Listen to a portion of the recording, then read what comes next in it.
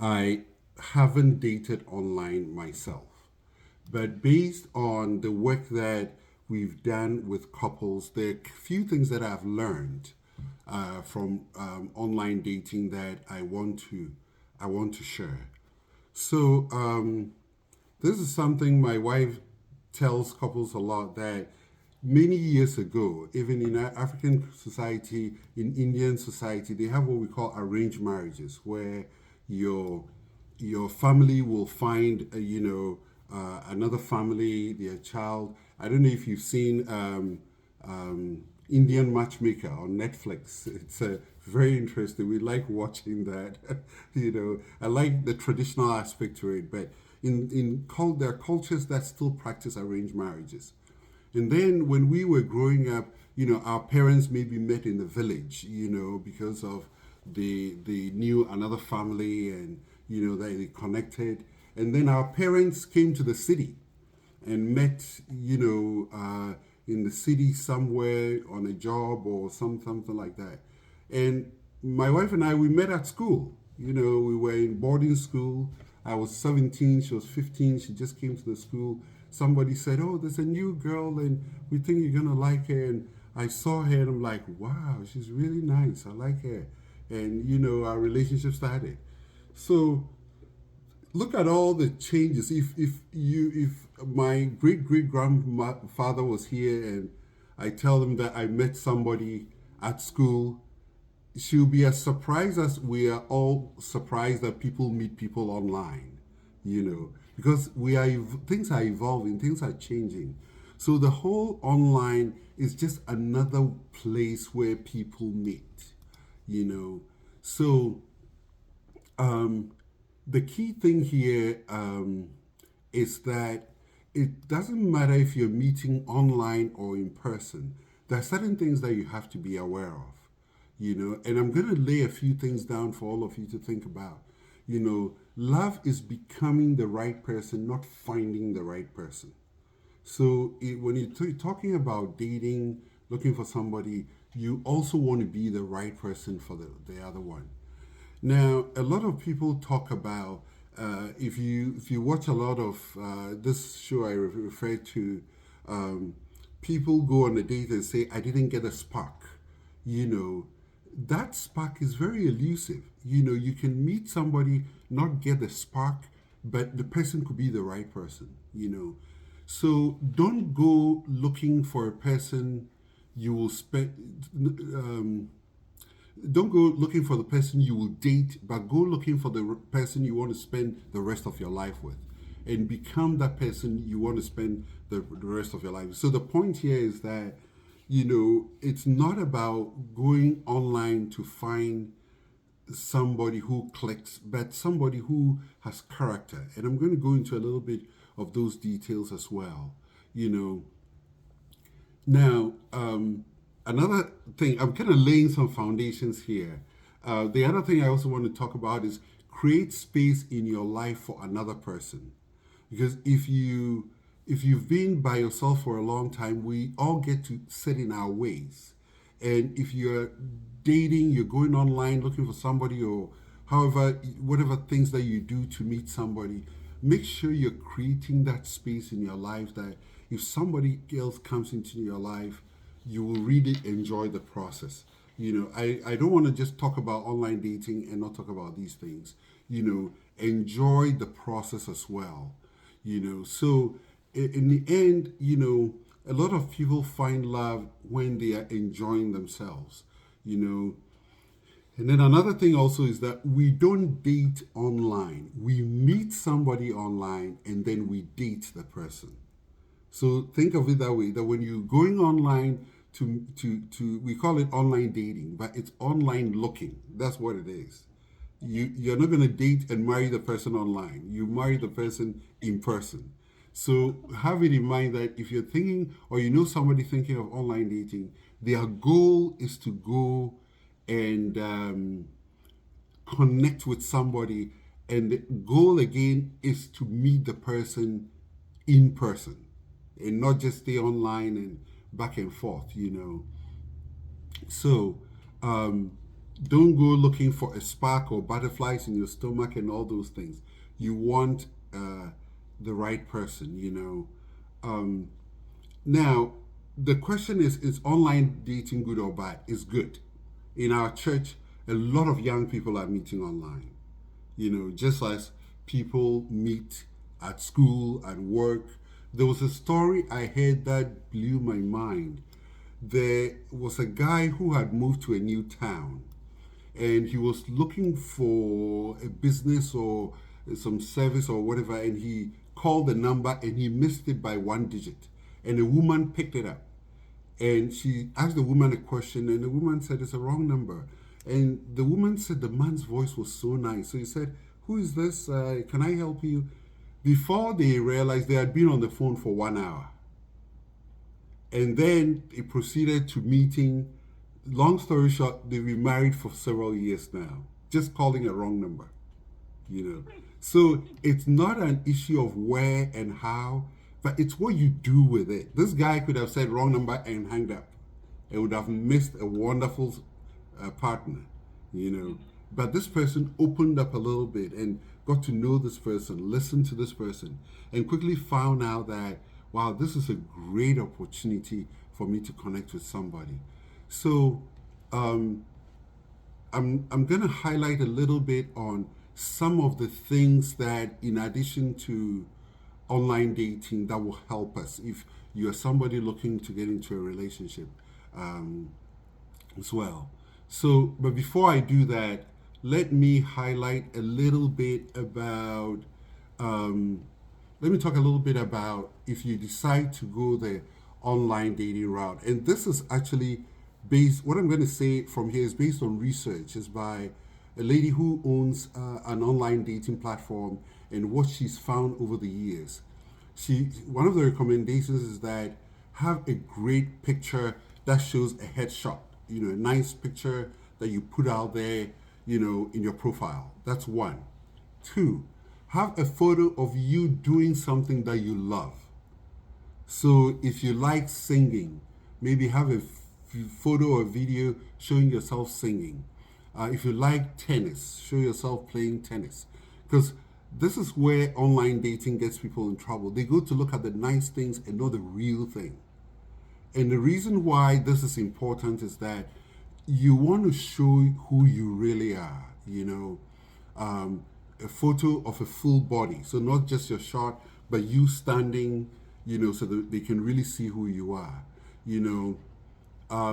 And then another thing is don't show photos of you doing the same thing in different places. So for example, if you like tennis, don't show the tennis you had in New York, in Germantown, in Maryland. Just have variety of different things that you do. You know, it says that there are some profiles that allow you to answer certain questions. Tell a story about yourself. If you are saved, say I'm saved and this is it, you know, this is who I am. I go to church. This is my lifestyle. Because in the end, just like, you know, when I went to school and I met my wife, it wasn't a church where I met my wife, it was a school. But then when we got to talk, we met and we realized that, you know, there's so much. So it's not where you're meeting the person. It's what you do with that opportunity you get with that person, you know. So that's why I'm saying that, you know, have a great profile. If it's something that you're interested in doing, make sure your profile is well done.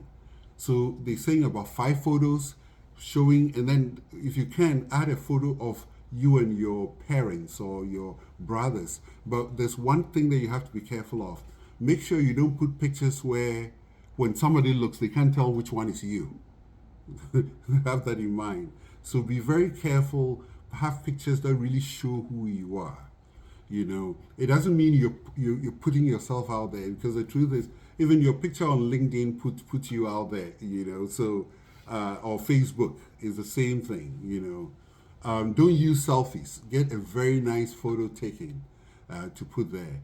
Do a spell check. Make sure that whatever you've written is well written. You know, be specific, be vulnerable. There was a story of a lady who, on her profile on a dating site, she put in there that she doesn't know how to ride a bike. and people loved it. People were like, I can't wait to teach you how to. A lot of guys were like, I would like to go out with you and I can't wait to teach you how to ride a bike, you know. So be vulnerable. If you don't know how to do something, maybe you can say, I don't know how to drive a stick shift, or I don't know how to, I don't like, you can say whatever it is, or something. You don't say things you don't like, but say things that you don't know or you like to know, you know. That's also, that's very good, you know. It helps to see the humanness of you. People want to see the humanness of people and not the pretty nice things all the time, you know. So those are the things. Now, I want to talk about one thing, whether it's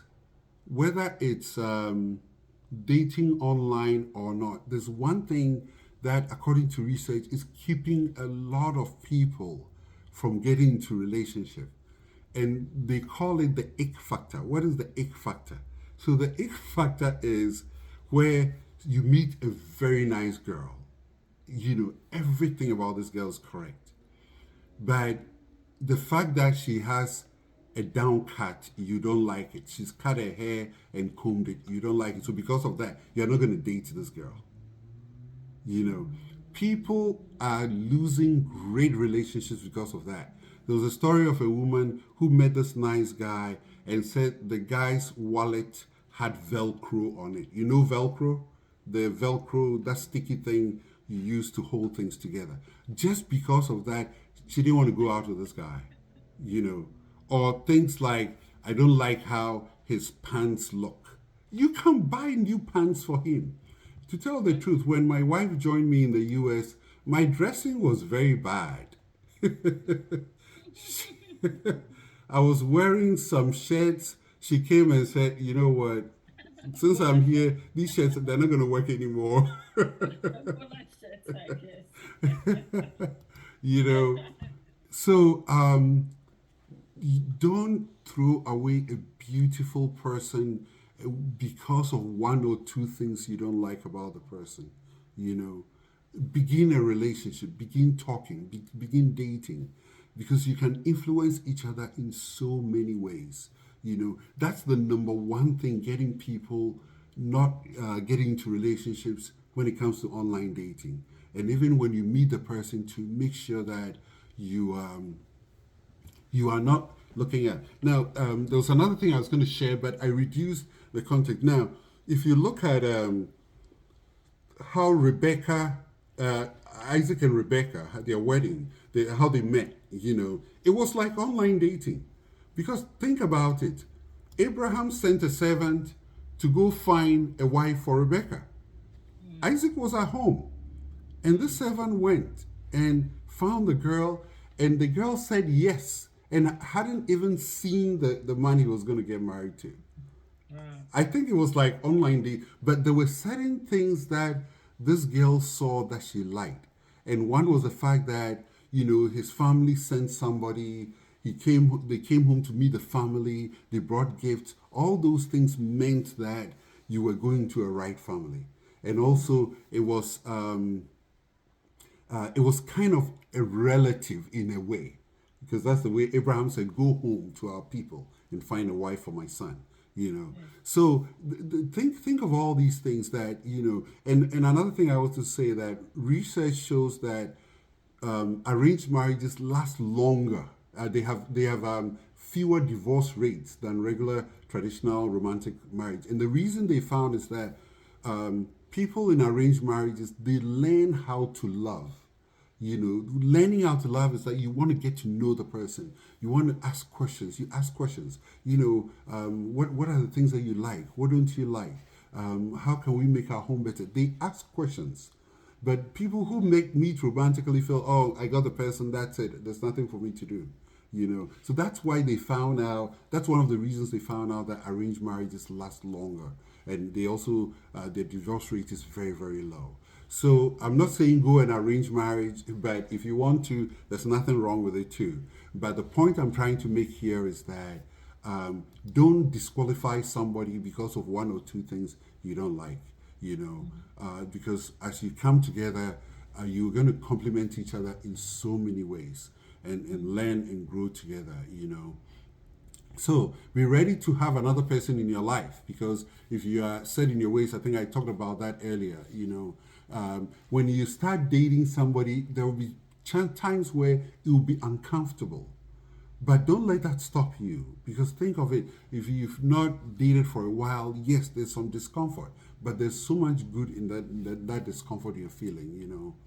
Ask for what you want, what you need. Don't let the fear of being hurt stop you from dating.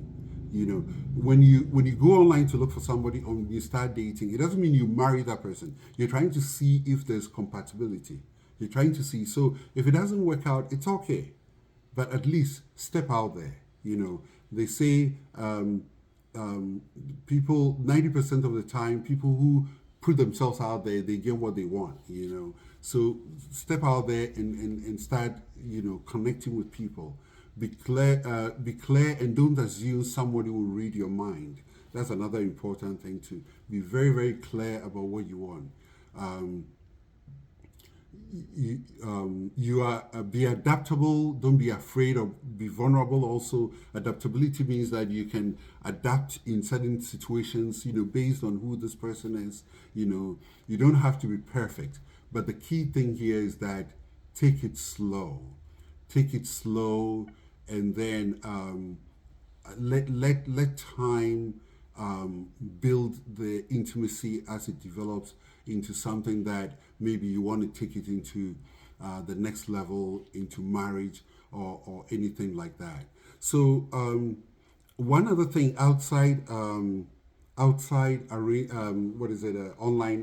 dating is that connect with people, events, serve at your church, serve in your community, volunteer work.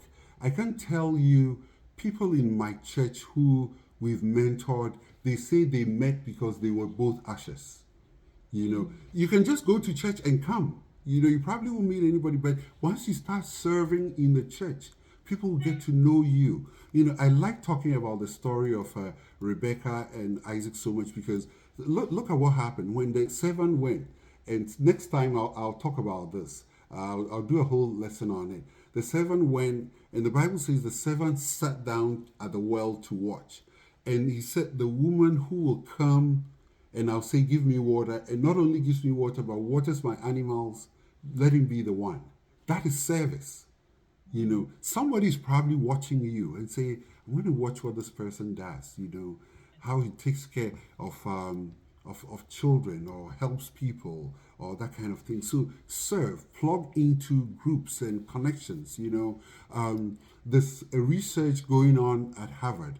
This research has been going on for 90 years. The researchers who started this research, they are dead and gone, but the research is still going on, even with the grandchildren of the people who started the research. And what they're trying to find out is what makes people happy. And for 90 years, they found out that number one thing that makes people happy is people who learn to connect with people. They said it even not just makes you happy, it makes you live longer. And even people who have diseases, who connect with people, they got healed. They feel better faster. It's quite amazing. There's an Italian community in Pennsylvania where these Italians settled down, and this was back several years ago when a lot of people were migrating to the United States, and they said they found out that the people there all lived to almost 100 years old. And researchers went there and they said, what are these people doing? They look at their food. Their food wasn't special diet. It was like they ate anything we all ate. Some even ate horribly. They checked their exercise. They didn't go to the gym. And they looked and they found out there was one thing. They had community. People at the end of the day, they go and sit in their friend's house and talk a little bit. When they had a problem, all their friends would come, hang out with them. They connected with people. Just this one fact made them live longer. So we putting ourselves out there, sometimes it's scary, sometimes it's uncomfortable, but I'm not saying do it without knowledge. Do what makes you comfortable. apply a lot of wisdom, but at the same time, make sure that you're putting yourself out there, you're connecting with people, and you are not having a very tight, narrow mindset of who you think you want to get into a relationship with. So, in short, to answer the question, online dating is a wonderful thing. Just the same way that we met, met offline, you can meet online. We've seen so many people in our church groups who've met online and they're doing great. They're really connecting very well. So go online to meet somebody and then date them offline. All you're doing is meeting somebody and get into groups, connect with people, and I think that will set the ground for you to be able to grow and thrive in your relationship. So I hope that covers it. If you have any questions on this, I'm ready to take it. Quick question. I have a Sure. quick question. Yeah. So would you also say that people should maybe do a research of the online, particular online site that they want to go because of, you know, for security reasons and for Yes. because I see that your wife had put in watch out for red flags and Yes. something also that she posted. She said The the ick eyes. factor. That's what I Okay, was saying. If you see one thing you don't like about the person, don't cut the person off. okay, That's what they okay. call the ick factor. Yes. Okay. Yeah. And you know, there was something funny when you said you meet online and you date out of line, right? Mm-hmm. Don't marry out of line. One of our professors in Bible school once shared a joke where he said a lady met some called her father and said, "Hey, Dad, I met this person on Instagram. He's wonderful, and we've been chatting on Facebook and all of that, and we are getting ready to marry in 2 weeks. And so I want you and mom to come very soon." So that and then he said, the dad said, "Really? Okay, you go ahead and you and whatever I think the name Eric or something. You guys go ahead and get married on Facebook. You can have your babies on Zoom. You can keep chatting on Twitter. And when you get tired of him, sell him on eBay." eBay. That's a very funny one. Yeah. So I know the security issue is on people's minds, but this is what I'll say. You know, I'm sure for a lot of us, there was a point that we wouldn't even put our credit card online to buy something because we were not sure. But now we even do it and not even think about it. Now, when you go online, I know now I'm not here to promote any online sites. In fact, I can't even think of one as I'm speaking. But I like what you said, Sister Joyce, that do your research. Mhm. But know that if you put your profile online to date, there's a level of security that comes with it. And also the same way if you go to church and meet somebody, you just met the person. So it's building from there. It's what's important. And having the right profile will make sure that if you look at another person's profile and don't want the person, you don't have to meet the person face to face. But the key thing here is that it's something that is working for some people. So learn how if you think or somebody could use this, let them use it the right way and they will get results. But one thing I also want to say is that this Valentine, there was a lot of news reports that some of these dating sites had algorithm that keeps you looking for somebody and not finding somebody. Mm. So, sometimes some of these companies, because they make money off you, they will tweak things, but a lot of them have denied that it's not true. But approach this with a lot of wisdom. If you put your profile out there and somebody expresses interest in you, ask questions, get to know the person, get to know their family, their friends. Date for a period of time. They say somewhere between a year and a half to 2 years before, if you think about marriage, you do, because that will really help you to really get to know this person and be really comfortable with it. So there's definitely concerns, but one thing I want to say is that be careful, be wise, and at the same time, um, ask questions if you have to, talk to friends and family, ask people's opinion if you have questions. But today is definitely a place people are finding love. It is. Yeah. Especially those who don't go anywhere, Mm-hmm. those whose lifestyle is just work, home, and church, and they Yeah. don't play any role in the church. That's right. Yeah. But it will be better, and I think it's even much easier if people get more involved in church or activities in their Mm-hmm. community Mm-hmm. rather than online. But if that is the only option, Mm-hmm. and I guess, Yeah. yeah. And I also want to add to it, thank you for pointing that out. The last point you made about getting involved in things in your church. You can also get involved in your community. Look, a lot of people live in a place where there's homeowners association. You know, get on the board, serve. You'll be amazed. I'm not saying you're going to do it because you want to meet somebody, but you're doing it because you want to connect. You remember what I said about people who connect with people?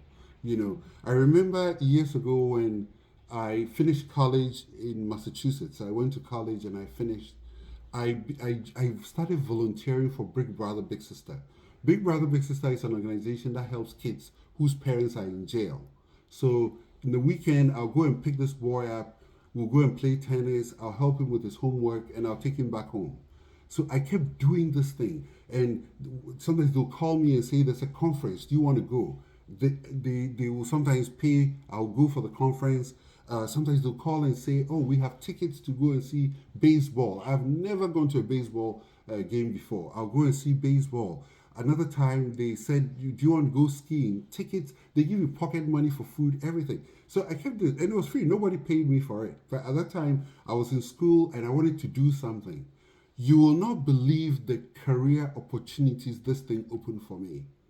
Mm. Every time I was applying for a job and I call one of the executives and say, I'm applying for a job, can you be my reference? They say, sure, let them call me. I'll give them a great review on you.